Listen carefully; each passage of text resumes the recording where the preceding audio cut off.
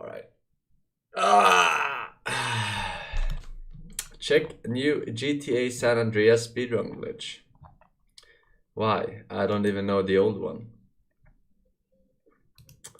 It's not POG unless you know the actual fucking run of the old San Andreas. Right?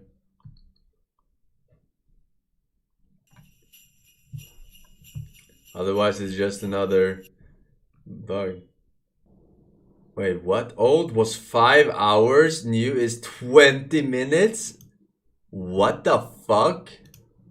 They cut it by fucking 4 hours, 40 minutes?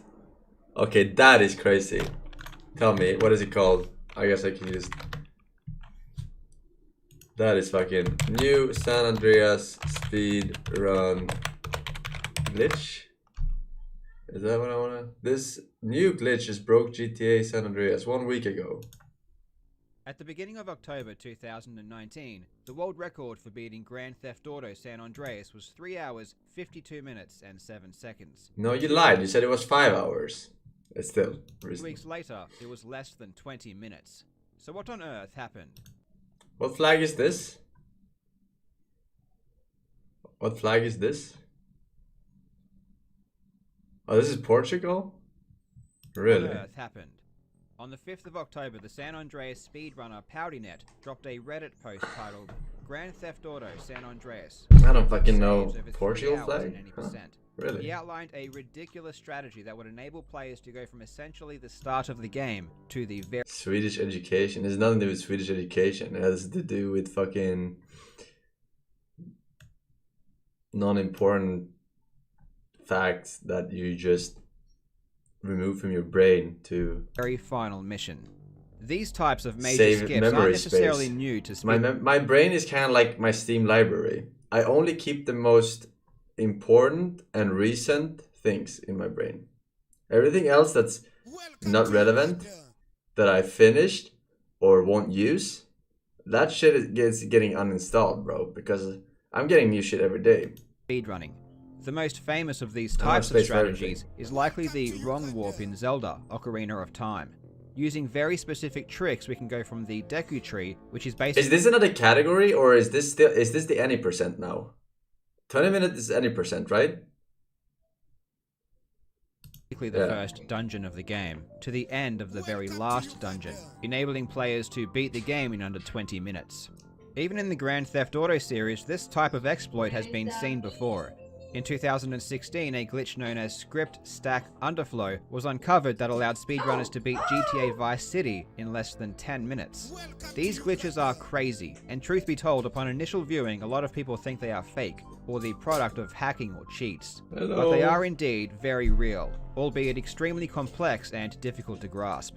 It has always been fascinating to me how games can be manipulated in such extreme ways. This new San Andreas skip is really cool, and today we will learn the basics of how it is achieved. It is a very precise trick, and has a bunch of non-obvious moving parts. Oh, this is Hopefully, FTL music. after this video you'll have a better understanding of just what is going on when speedrunners beat GTA San Andreas in less than 20 minutes. Yeah. Let's jump straight into it. Upon gaining control of CJ, the first thing we need to do is get hold of a police bike. Police spawn in random locations, but it's usually not too hard to find one relatively quickly. The police bike is necessary for several key steps throughout the run, but at present, we need it to activate the Vigilante mission, which can only be done from a police vehicle. We don't plan to actually complete the Vigilante mission though. The reason we activate it is so that we can cancel it at a very specific moment. That moment lies 82,070 milliseconds after starting the game. The mission needs to be cancelled within a window of just 33 milliseconds. Luckily, we do have some indication of where this window lies, and players can use the in-game time to help with the timing. The mission needs to be cancelled just as the in-game clock turns to 7:46. There is no way to know if you've cancelled it at the right time until the second half of the speedrun, so you basically just have to hope at this point. Cancelling the mission at this precise moment sets an internal variable to the value needed. During this first phase of the run, we also need to accumulate $10,000 so that we can purchase a Safehouse later. The best known way is to search for and kill drug dealers. Drug dealers spawn randomly, so there is a bit of luck required here. Oh, there's a lot of luck in this run then. Once we have the A money, lot of we need luck. to head home and park the police bike inside of our garage. This will prevent the bike from despawning, as we will need it again later. Here, we also start the mission Big Smoke. Completing Big Smoke grants access to the next mission, which we will use to perform the major skip. It also activates the first phone call, which we will use for the next glitch. Throughout this entire run, it is imperative that we stay at least 80 meters away from vending machines. This is because vending machines will activate a script that will change the internal value we set up earlier. So the quickest routes between all of these locations usually can't be taken, and we need to take a detour. Before finishing Big Smoke, we also need to acquire the box fill. This is needed so that we can activate the burglar mission in the next part of the run. After finishing Big Smoke, we park the van in the garage to stop it from despawning, and then save the game. Saving the game will progress the time of day forward 6 hours, which we need to do as the burglar mission can only be started between 8 PM and 6 AM. The next section of the speedrun revolves around a value called On Mission. When we are not in a mission, On Mission is set to 0. This tells the game that it is okay to start new missions. When a mission is active, the flag is set to 1. This tells the game to prevent new missions from starting. Our end goal is to be able to start the mission Vigilante during a specific moment of the Ryder mission. Obviously, normally this wouldn't be possible, as when the Ryder mission is active we can't start new missions. So we need to perform a series of steps so that the on-mission value is 0 while we are in the Ryder mission. The first step is to hop inside the box fill and head to a safe house. When we get to the safe house, we need to purchase it just before a phone call comes in. The phone call is set to arrive 20 seconds after the Big Smoke mission was completed, and given that the travel time to the safe house is greater than 20 seconds, we need to reset the call timer while we are on the way. This can be done by starting the burglar mission and then cancelling it. When the mission ended message pops up, we can use the timer on screen to count 20 seconds. So in this case, the message came up at late 2034, so we should buy the safe house at late 2054. Though we need to time it ever so slightly before the 20-second mark, so that the phone call comes in just after we make the purchase. The phone call stops the game from checking to see if a purchase has been made, which gives us enough time to enter the van and start the burglar mission. However, we need to use a technique called call holding, or else we would answer the call before we enter the van, which would ruin the trick. We can hold calls by pressing and holding the action key. Calls can be held indefinitely, and when we release the action key, the call will be answered. That is, of course, unless we release the call while inside a vehicle, which will cancel the call completely. This will reset the 20-second call timer, after which the call will repeat. So we make the purchase just before the call comes in. We hold the call until we enter the van, and then release the call, which cancels it.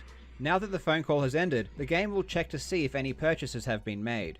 This check is on a global timer and happens once every 1.5 seconds.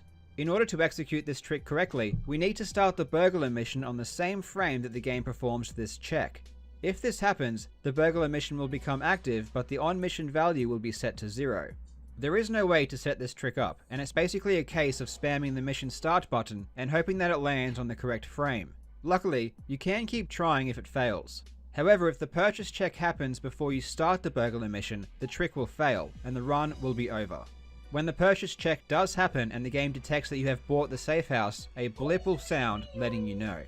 After the blip, reload the autosave, which should place you where the blip happened, with the burglar mission active and the on-mission value at 0. If you failed the trick, the autosave will put you back home. Now we head home to prepare for the Ryder mission, and this is where the previous setup pays off. Before starting Ryder, we need to wait for a phone call to come in, at which point we can hold the call. Now, the on-mission flag is set at 1. But because the burglar mission is still running, we can cancel that and set it back to 0. This leaves us with what is called an on-mission 0 call. We trigger the next mission, which is Ryder, and during the fade out we release the call we were holding. When the Ryder mission starts up, we need to immediately enter the vehicle before CJ answers the call we just released. This achieves two things. The first is that it cancels the call and sets the on-mission flag back to 0, as starting the Ryder mission set it to 1. The second is that it loads the phone call animation while still skipping the call. This will come in handy a little bit later. Now we head to the barber to get a haircut. On the way, we need to collect some grenades, which we will use in a couple of minutes. Before entering the barber, another call will come in which we will need to hold during the entire barber sequence. Inside the barber, we need to get one of two specific haircuts so that Ryder says the correct line when we come back outside.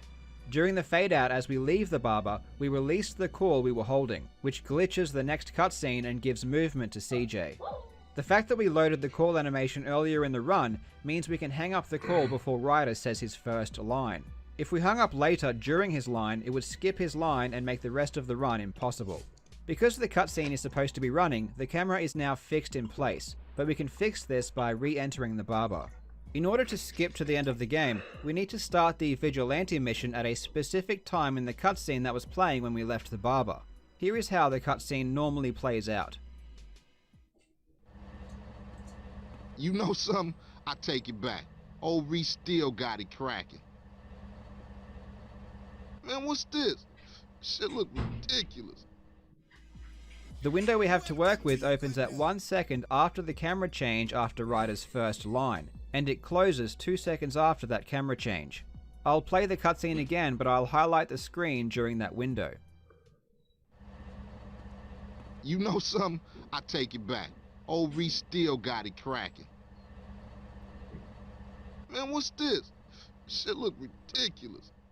This is all seemingly impossible, as there is no way we can start Vigilante this quickly after leaving the barber. But we can restart Ryder's line repeatedly by pressing pause, which starts the audio again.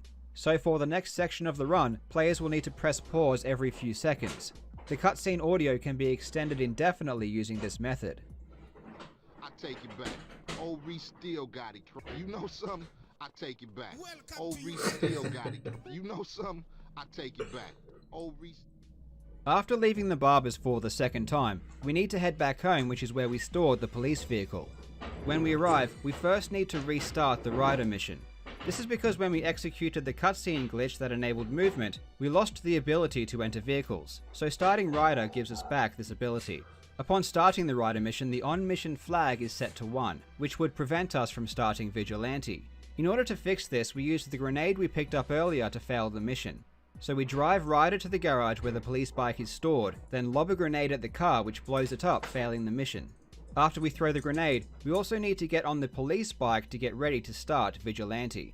And here is where everything comes together. When the grenade blows up the car and fails the mission failed screen will appear. This will skip Ryder's first line of that cutscene we have been extending. As soon as the mission failed cutscene appears, we need to start the process of getting off the bike. This process takes approximately 1 second, and we can still start the Vigilante mission until the process is fully completed. Once 1000 milliseconds has passed in the cutscene, we need to start the Vigilante mission. As soon as the Vigilante mission is activated, because of everything we've set up previously in the run, the game will start the mission called End of the Line, which is the final mission of the game. During the fade out into the mission, the process of getting off the bike will complete, which fails the Vigilante mission set up previously in the run. The game will start the mission called End of the Line, which is the process of getting off the bike. This process takes approximately 1 second, and we can still start the Vigilante mission until the process is fully completed. Once 1000 milliseconds has passed in the cutscene, we need to start the Vigilante mission. 1000 milliseconds. As soon as the Vigilante mission is activated, because of everything we've set up previously in the run, the game will start the mission called End of the Line, which is the final mission of the game. During the fade out into the mission, the process of getting off the bike will complete, which fails the Vigilante mission. If we didn't do this, Vigilante would continue to run and the game would crash. Now, remember that 33 millisecond window at the beginning of the run? The one that we needed to cancel the Vigilante in? If we missed that window, the game will crash at this point as well. This is the moment of truth to find out if we actually hit the window successfully. Ideally, we did manage to do everything correctly, and as mentioned, the mission End of the Line will start. Not only that, but it's conveniently the final part of the mission as well. The rest of the run is extremely straightforward and is performed as normal. This final mission essentially acts as an auto-scroller, and we need to simply go through the motions until the fire truck we are chasing loses control and crashes off the bridge, finishing the game. This glitch really is crazy, and has so many epic strategies that all come together in an amazing way to make it happen. Even if you're not a big fan of speedruns that exploit glitches, you have to appreciate just how complex and genius this strategy is. I do appreciate the amount of deep knowledge required to make this happen is absolutely astonishing. The first person to execute the strategy in a legitimate run and use it to beat the existing record was Joshima's. This is the moment it was successfully pulled off for the first time. So wait, did people know about this already, and they tried, and he was the first one who did it, or did someone just like find this out and got the world record first? One elephant. Yes! Yes! Let's fucking go! What? The But this is elephant! 1 hour 25 minutes. The Oh, so the elephant! 20-minute world record was someone who FAQ split. Yes! just stole it from Fuck him. your fucking shitty setup, PowerNet. I'll just make my own one up. Fuck that. Alright. Fuck your World shitty record. setup, and someone just cut a 1 hour from his run. Joshima's managed He's to the guy who complete the figured game it in out. 1 hour, 32 minutes and 8 seconds, beating the previous record by almost 3 hours. Over the next week, the record was lowered all the way down to 19 minutes and 34 seconds, which was achieved by PowdyNet on the 15th of October. Speaking of PowdyNet, a huge thanks to him for helping me learn and understand this strategy. Please go and show your support and reward him for figuring out this epic strategy by following him on YouTube and Twitch. Links will be in the description. And if you want to be a huge champion, please subscribe to my channel. Oh, it's I'm now really trying to get to 15 minutes. 100,000. In my previous Doom video, I issued the challenge to beat my time of 1. Dude, that's like, I'm complaining about fucking Black Knight RNG when I speedrun the fucking Dark Souls 1. Like, how,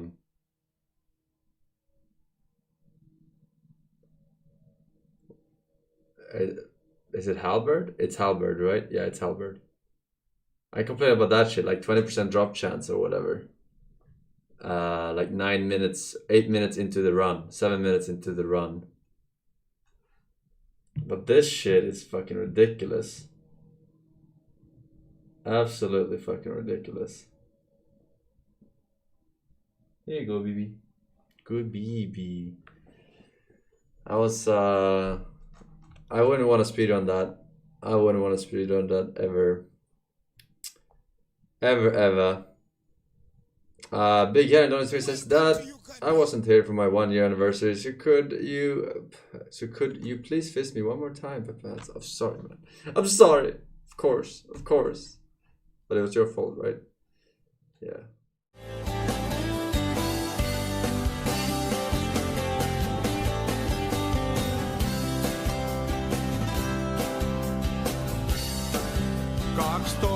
Vuotta täytin. Isä poltti puisen.